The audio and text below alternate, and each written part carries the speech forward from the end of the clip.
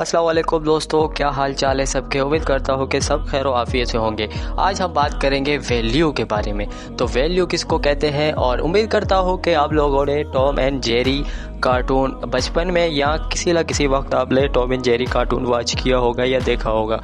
अगर आप लोगों ने टॉम एंड जेरी देखा है या वॉच किया है कि बचपन में या इसी उम्र में या किसी भी उम्र में देखा होगा, तो आप लोगों को समझ आई होगी कि उसमें कॉन्टैक्ट क्या है। कॉन्टैक्ट उसमें ये होता है कि टॉम होता है यानी कि बिल्ली होती है, और जेरी के पीछे, जेरी यानी कि चूहे के पीछे भागता रहता है हर वक्त कि वो जेरी कोई नुकसान ना करे।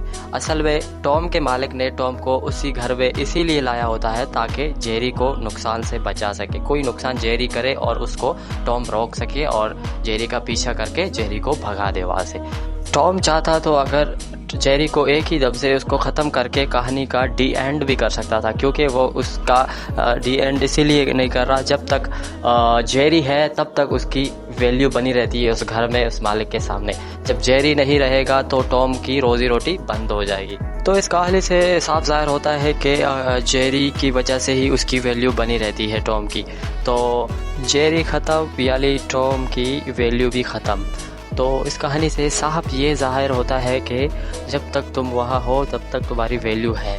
अगर वहाँ तुम्हारी ज़रूरत नहीं है तो वहाँ पे लोग तुम्हें याद नहीं करेंगे।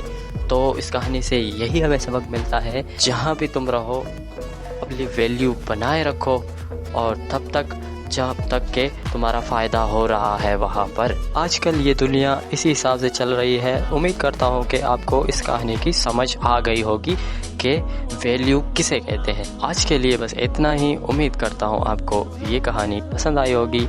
इंशाल्लाह अगली वीडियो में मिलेंगे। अल्लाह हाफिज़।